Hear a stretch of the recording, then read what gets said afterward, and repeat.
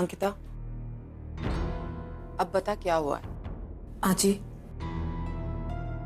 रणविजय का accident Narine से हुआ है। मैं इस केस से छुटकारा पाने के लिए कुछ भी कर सकता हूँ, कोई भी कीमत चुका सकता हूँ। अगर आप कीमत चुकाने के लिए तैयार हैं तो ये केस हम यूं चुटकियों में रफा दफा कर देंगे। Thank you so much. अगर ऐसा हो सकता है तो आप यकीन मानिए, उस आदमी का आपकी गाड़ी से एक्सीडेंट हुआ, इस बात का किसी को पता नहीं चलेगा। देखो, जो हुआ मैं समझ सकता हूँ, लेकिन ये मैंने जानबूझकर नहीं किया। मैं यहाँ तुमसे माफी मांगने आया हूँ। मैं हो सकेगा वो पूरी मदद करूंगा। मैं भी चाहता हूँ कि तुम्हारा होने वाला पति वो जल्द से जल्द ठीक हो जाए। तुम्हें जो मदद चाहिए मैं देने को तैयार हूँ। नरीन ने किताब, मुझे लगा था कि कुछ गड़बड़ है, क्योंकि इतने साल हो गए तो मैंने कभी मुंबई आने का नहीं सोचा। लेकिन अचानक जब तेरा फोन आया तो मैं... हेलो आजी, आजी मैं वापस आना चाहती हूँ मुंबई। क्या मेरे लिए वहां जगह है? अंकिता, ये कोई पूछने वाली बात है? तो जब चाहे आ सकती है, ये तेरा घर है। आजा, हम सब तेरा इंतजार करें। ठीक है आजी, मैं मुंबई आ रही हूँ। पूरा एपिसोड देखिए ZEE5 पर। अंकिता, एक बात बता, रणविजय कैसा है?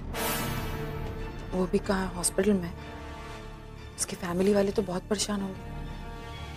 नहीं नहीं, हम अपने रणविजय को अपने से दूर नहीं कर सकते, नहीं कर सकते। आंटी, मेरी बात का यकीन कीजिए, अगर हम रणविजय को मुंबई लेकर जाते हैं तो वो बहुत जल्दी ठीक हो जाएंगे और मैं यहाँ ठीक करके बहुत जल्द वापस ले आऊंगी। सही कह रही हैं आप। मुंबई में अच्छे हॉस्पिटल्स हैं और एडवांस टेक्नोलॉजी है। वहां पर अच्छे से ट्रीटमेंट हो सकता है। वहां पर इनके ठीक होने की संभावना बहुत ज्यादा है और यहाँ पर मशीन पर हम इन्हें कब तक रख सकते हैं? वैसे भी ऐसे पेशेंट को तो हम लोग लगभग मरा हुआ ही समझते हैं। हमारा रणविजय अभी तक मरा नहीं है डॉक्टर, माफ करना। नीलिमा, वैसे भी ये हमारा रणविजय बेजान शरीर की तरह यहाँ पड़ा हुआ है। ना ही तो हम इसकी कोई मदद कर सकते हैं और ना ही इसे हम घर ले जा सकते हैं। माना कि मुंबई बहुत दूर है, बहुत दूर है मुंबई, लेकिन इतना भी दूर नहीं। अरे दूर ही सही मैं तो कहता हूं, लेकिन मुंबई ये जाएगा ना तो इसका इलाज होगा ठीक से। माँ जी, अब मान भी जाइए ना, ये सब लोग जो भी कह रहे हैं वो रणविजय भैया की भलाई के लिए कह रहे हैं। ठीक है, जब आप सब लोग की मर्जी यही है तो हमका कोनो आपत्ति नहीं।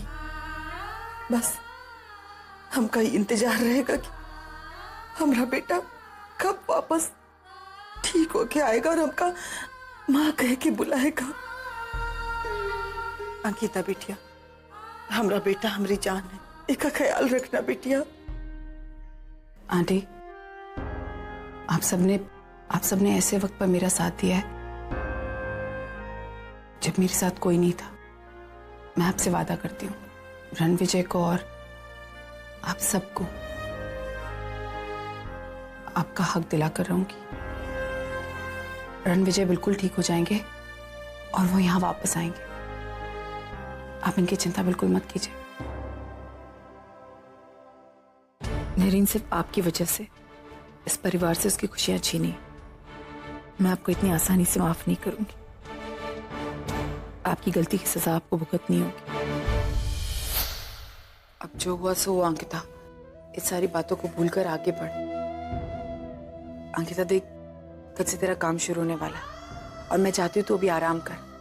आज एक बात कहूँ, आप लोगों ने इतना बड़ा फैसला ले लिया, मतलब आपने सब कुछ मेरे नाम पर, सब घर पे आपसे बहुत नाराज होंगे। अच्छी, मैंने नहीं लिया है फैसला, मानव ने लिया और मुझे मेरे मानव के फैसले पर पूरा विश्वास है। अच्छी, लेकिन अब एक काम कर, तू आराम कर और इन सारी बातों के बारे में बिल्कुल मत सोच, ठीक है? आजी, वो मुझे होटल जाना होगा। वहां वैष्णवी मेरा इंतजार कर रही होगी। तू होटल नहीं जाएगी, वैष्णवी को यहाँ लेकर आ। वो हम सबके साथ रहेगी। तेरा घर है, उसका घर है, किसी को कहीं जाने की जरूरत नहीं। यहीं रहेगी तू मेरे साथ। अब तू आराम कर, कल जन्माष्टमी है और कल से तेरे नए दिन की शुरुआत होने वाली है। कल से तेरा नया काम शुरू होने वाला है, इसीलिए इन सारी बातों के बारे में सोचने की जरूरत नहीं। मैं ड्राइवर को बोलती हूँ वैष्णवी को होटल से ले आएगा, ठीक है? अरे वाह, बड़े जोरों शोरों से तैयारियां चल रही जन्माष्टमी की। मानसी, पिछले 5 सालों में पहली बार मैं तुम्हें इतना खुश देख रही हूँ। आई, ताई आज 5 साल बाद घर वापस आई है। इतने सालों से हम हर त्योहार मना तो रहे थे पर कुछ अधूरा सा लगता था। आज वो आ गई है ना, मैं बहुत खुश हूँ। अब सब कुछ ठीक है। अंकिता बड़ी भाग्यशाली है, आते ही उस पर भगवान की कृपा हो गई। मानव जी ने अपनी सारी प्रॉपर्टी और बिजनेस की जिम्मेदारियां उस पर जो सौंप दी है। सच कहूँ तो आई, मुझे लगता है ताई ये सब कुछ डिजर्व करती है। आज तक हमेशा से उसने सिर्फ दूसरों के लिए चीजें की हैं, उसे कभी कुछ नहीं मिल पाया। हाँ हाँ, मैं सब जानती हूँ कि तेरी ताई ने तुम लोग के लिए कितना कुछ किया है। अंकिता को सब कुछ मिल रहा है, इससे मुझे कोई प्रॉब्लम नहीं है।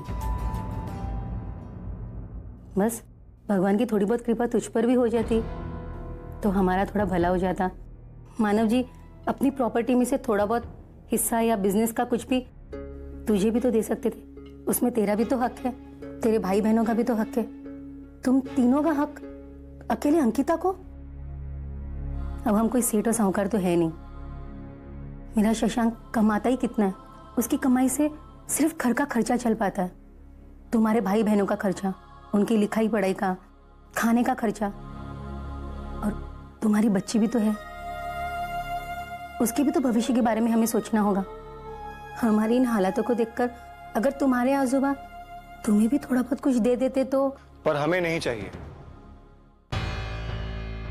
माना कि मेरी आमदनी कम है, पर इतना कमा लेता हूं कि गुजारा अच्छे से हो जाए।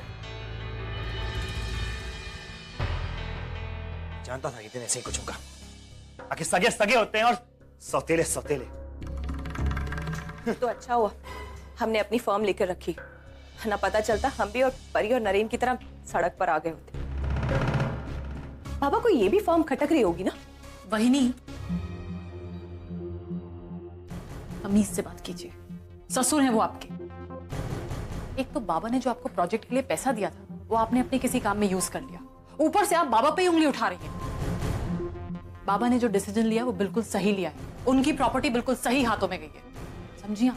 तुम्हें तो हमेशा बाबा सही ही लगेंगे क्योंकि तुम उनकी सगी बेटी जो। वही नहीं, सगे और सौतेले में भेदभाव कभी ना मैंने किया है ना बाबा ने किया है, ये तो आपकी सोच है। और वैसे भी पता चल रहा है कि कौन कितना सगा है और कौन कितना सौतेला बिहेव कर रहा है। और मुझे एक बात बताइए, बाबा की तबीयत ठीक नहीं है, वो हॉस्पिटल से आए, आपने एक बार भी पूछा कि आपको किसी चीज की जरूरत है, कुछ चाहिए? नहीं, आप यहाँ पे प्रॉपर्टी को लेकर लड़ रही हैं। इससे पहले मैं आप दोनों को और कुछ बोलूं ना, चले जाइए यहाँ से। हाँ, वैसे भी हमारे इस घर में सुनता कौन? सौतेले जो है हम लोग। सचिन, मैंने तुम पर भरोसा किया था, वो भरोसा तुमने तोड़ दिया। अब उसके लिए तुम मुझे जिम्मेदार नहीं ठहरा सकते। और अब तो तुम्हारी खुद की फर्म है, अच्छा खासा कमा रहे हो, तो फिर। बाबा, आपने सिर्फ दिखावे के लिए मुझे भरोसा किया था। अगर दिल से किया होता तो आज फिर से अन्याय नहीं करते, जो आज फिर से हुआ। सचिन, वैसे भी हमारी इस घर में कोई जगह नहीं, हर कोई हमें एहसास दिलाता रहता है कि हम पराए हैं। परी, अंकिता पहले वाली अंकिता नहीं है अब, उसके पास में बहुत पावर है अब। और जो कुछ उसके साथ में हुआ ना, उसको लेके उसके मन में हेट्रेड है हमारे लिए। तुम समझती हो वो कुछ भी कर सकती है? वो कुछ भी नहीं कर पाएगी। वो कुछ भी नहीं कर पाएगी, ऐसा सोचती हो तुम? तो तुम यही ख्याल लेकर बैठी रहो, जब बात हाथ से निकल जाएगी तब बैठकर रोना। What do you mean? What do I mean? Don't you understand? तुम्हें बहुत गुस्सा है ना? किसके साथ तुम्हें गुस्सा है? नरेन पे गुस्सा है ना तुम्हें? उसको तुम ब्लेम कर रही हो ना हर चीज के लिए। एक मिनट के लिए क्या तुमने रुक कर खुद को देखा है, अपने अंदर झांका है? क्या कुछ नहीं किया नरेन ने तुम्हारे लिए? तुमसे शादी की, तुम्हारे और अपने बीच अंकिता को नहीं आने दिया। Do you know this? तुम खुश रहो इसलिए उसने दिन रात मेहनत की, और तो और एक्सीडेंट का ब्लेम अपने सर पर लिया। तुम्हें बचाने के लिए सब कुछ, घर बार सब कुछ बेच दिया और तुम उसे दोष दे रही हो। उसके साथ में तुम उसे ब्लेम कर रही हो और गुस्सा हो। क्यों? तुम क्या कर रही हो परी? मुझे इसके बात का जवाब दो, तुम क्या कर रही हो? पूरा एपिसोड देखिए ZEE5 पर।